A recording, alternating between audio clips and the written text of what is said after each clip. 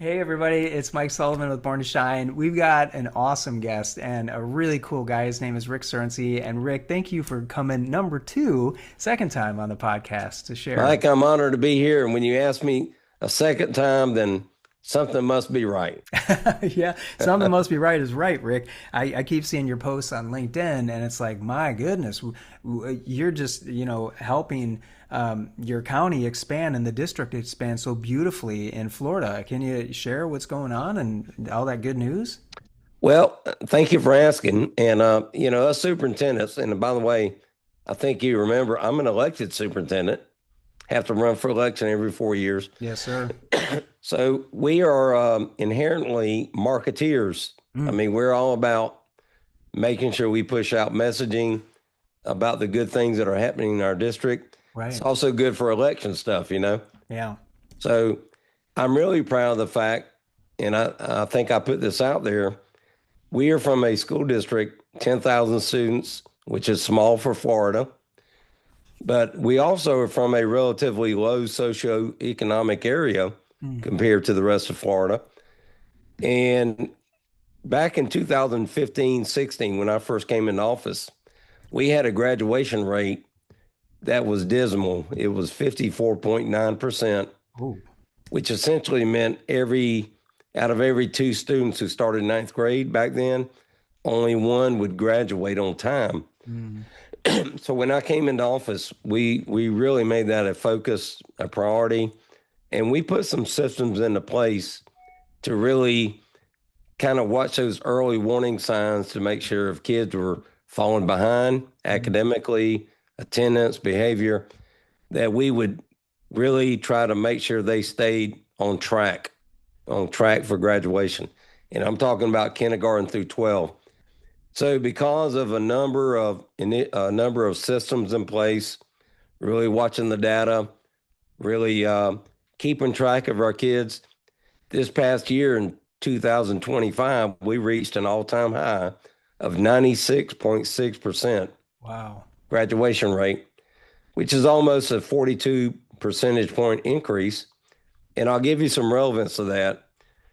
Out of 67 school districts in Florida back in 15, we were number 66 out of 67. Mm, This past year, we're number 5 in the state. wow.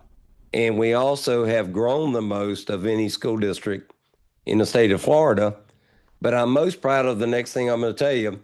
I did some research and I found out that Putnam County is the number one district in the entire nation for improvement in graduation rates over that 10-year period of time. Wow. Rick, that's incredible. That's incredible. Yeah. Really, truly. Yeah. And I actually did, I do my own podcast and I actually did one yesterday. We have one where we can have a live studio audience. Oh, cool. And I actually did one with our high school principals and some of our district staff. And I just wanted them to share what did they do or what has the district done to enable them. But what are we doing in our high schools to really engage students and to really keep them on track to graduate? And most importantly, when they walk across the stage, what's waiting for them? We want them to be empowered with a college, going to college, maybe have some college credit already, or we want them to have an industry certification. So when they get out, there's a job or there's a college waiting on them. To me, making college or making education relevant is what helps kids stay on track because they have something to work towards. Yeah. Relevance. A goal, relevance. Yeah, that's a really good point. And I guess what does the next 10 years look like? If you're to just a Well, dream big. yeah. And I think our biggest challenge, that's a great question, Mike. I think our big challenge is we need to sustain that success. Mm, The good thing about me being elected is I can stay in place for a certain amount of time and put these practices in place and see them out right. because I'm here 4 years. A school board cannot fire me like an appointed superintendent. So I'm here at least 4 years at a time and we can put it in place. And it is my hope that we can continue that even after I leave, Mm, putting those systems into place where kids can continue to be successful. Yeah, love that. Love that. Yeah, and anything else on your heart that you want to share? It's all you, Rick. Whatever's Yeah. on your heart, man. Well, let me just say this, and this would apply to any district. Of course, not all kids are going to college. We know that. We want to give them opportunities, but there's a large portion of kids now who really want to go into the job world, get a career certification, Right. industry certification. So in the last 8 to 10 years, we've actually created building construction academies, advanced manufacturing, firefighting, and the one I'm really proud of is aviation. We Oh, that's actually right. have been, I saw that. Yeah, very cool. we have kids that are actually doing ground school, with the computers and all that. We have kids that are learning how to fly drones, but get this, we actually have kids flying airplanes now. No way. Are you serious? We actually have kids getting air time, they're getting Airtime. flight hours, and Wow. our kids are earning private pilot's license. Unbelievable. And Yeah. they haven't even graduated high school yet. No, hadn't even graduated high school. And the neat thing is there's a need for commercial airline pilots. Hey, if they can get this private pilot's license, that part, get on with an airline, go to the military, that's a dream. That is a dream. That's incredible. Then they don't even have to go to Embry-Riddle, right? That's No. another school. They just get it right at your school. Get it right at our place. Unbelievable. That Yep. is an enormous savings for parents that have their kids that want to go into that industry. That's incredible. And you know what? Today, we are enrolling kids who want to go into the aviation.